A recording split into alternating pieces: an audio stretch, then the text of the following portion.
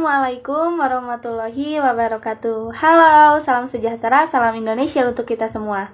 Kembali lagi bersama saya Alvina Damayanti. Pada kesempatan kali ini saya akan memaparkan materi tentang kepemimpinan pendidikan di sekolah. Nah, seperti apa sih kepemimpinan pendidikan di sekolah? Mari kita bahas. Nah, di sini ada beberapa cakupan materi. Yang pertama ada definisi kepemimpinan. Yang kedua ada fungsi pemimpin pendidikan. Yang ketiga ada tipe-tipe kepemimpinan pendidikan. Yang keempat ada syarat-syarat pemimpin pendidikan.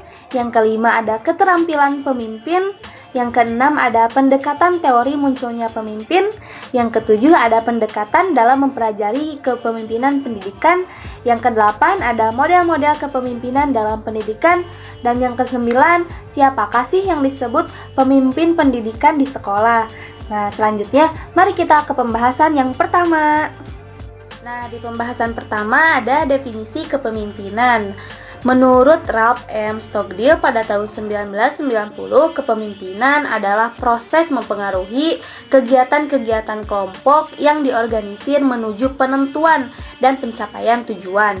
Sedangkan menurut Stondang Pesyagan pada tahun 2003, kepemimpinan merupakan motor atau daya penggerak dari semua sumber-sumber dan alat yang tersedia bagi suatu organisasi. Sedangkan secara umum definisi kepemimpinan dirumuskan sebagai kemampuan dan kesiapan yang dimiliki oleh seseorang untuk mempengaruhi, mendorong, mengajak, menuntun, menggerakkan, mengarahkan, dan kalau perlu memaksa orang atau kelompok agar menerima pengaruh tersebut, dan selanjutnya berbuat sesuatu yang dapat membantu tercapainya suatu tujuan yang telah ditetapkan. Nah, di pembahasan selanjutnya ada fungsi pemimpin pendidikan. Yang pertama, pemimpin membantu terciptanya suasana persaudaraan. Yang kedua, pemimpin membantu kelompok untuk mengorganisir diri, yaitu memberikan rangsangan dan bantuan kepada kelompoknya dalam menetapkan dan menjelaskan tujuan.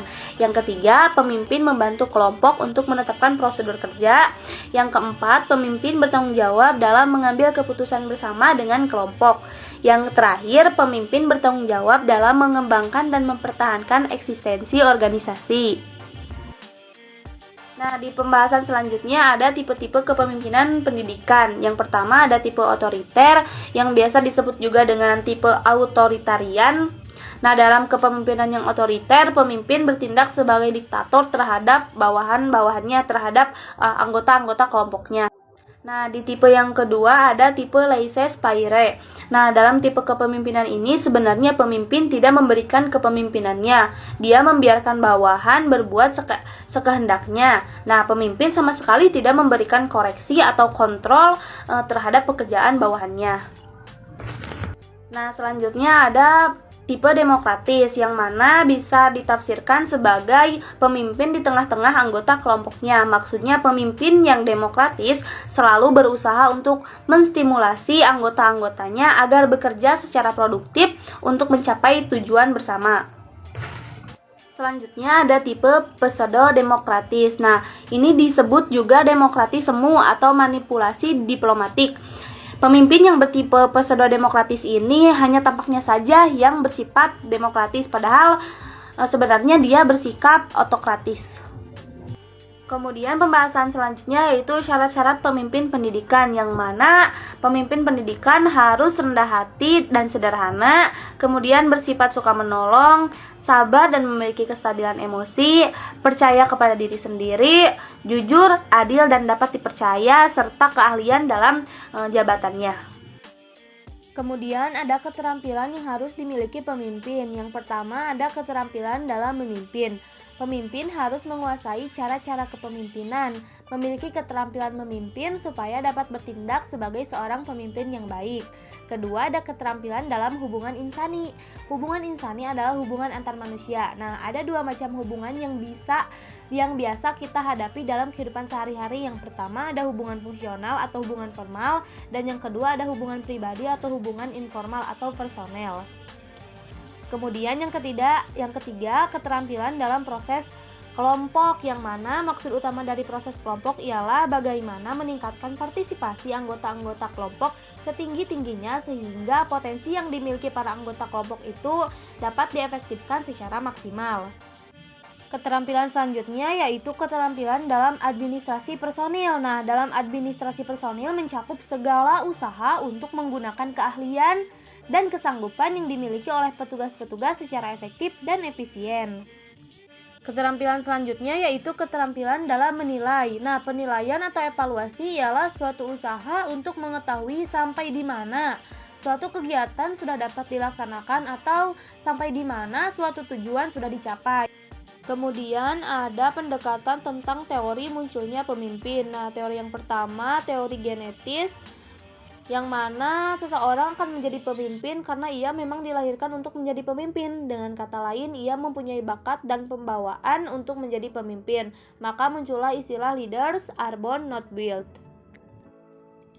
Kemudian teori yang kedua yaitu teori sosial, bahwa seseorang akan menjadi pemimpin kalau lingkungan, waktu, atau keadaan memungkinkan ia menjadi pemimpin. Maka muncullah leaders are born not born.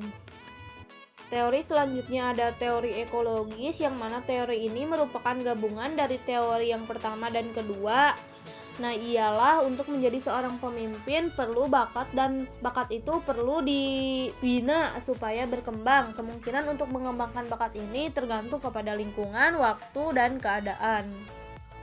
Teori yang terakhir ada teori situasi. Menurut teori ini, setiap orang bisa menjadi pemimpin, tetapi dalam situasi tertentu saja. Pembahasan selanjutnya ada pendekatan dalam mempelajari kepemimpinan pendidikan. Khan dan Katz mengemukakan 3 keterampilan atau skill yang harus dikuasai oleh seorang pemimpin. Yang pertama ada human relations skill, yaitu kemampuan berhubungan dengan bawahan. Kemudian ada technical skill, kemampuan menerapkan ilmunya ke dalam pelaksanaan atau operasional. Ketiga ada conceptual skill, kemampuan di dalam melihat sesuatu secara keseluruhan yang kemudian dapat merumuskannya. Kemudian pendekatan dalam mempelajari kepemimpinan pendidikan ada traits approach, yaitu pendekatan sifat didasari asumsi bahwa kondisi fisik dan karakteristik pribadi adalah penting bagi kesuksesan pemimpin. Kemudian ada pendekatan keperilakuan atau behavioral approach. Pendekatan keperilakuan memandang kepemimpinan dapat dipelajari dari pola tingkah laku dan bukan sifat-sifatnya. Kemudian yang terakhir ada pendekatan kontingensi atau situasi. Pembahasan selanjutnya ada model-model kepemimpinan dalam pendidikan, yaitu kepemimpinan yang kerja pokoknya difokuskan pada rekayasa masa depan yang penuh tantangan, menjadi agen perubahan atau agent of change yang unggul dan menjadi penentu arah organisasi yang tahu prioritas, menjadi pelatih yang profesional dan dapat membimbing personil lainnya ke arah profesionalisme kerja yang diharapkan. Model yang kedua ada kepemimpinan transformasional. Menurut Bass pada tahun 1990 mengemukakan sebuah teori kepemimpinan transformasional yang dibangun atas gagasan-gagasan yang lebih awal dari Burns pada tahun 1978.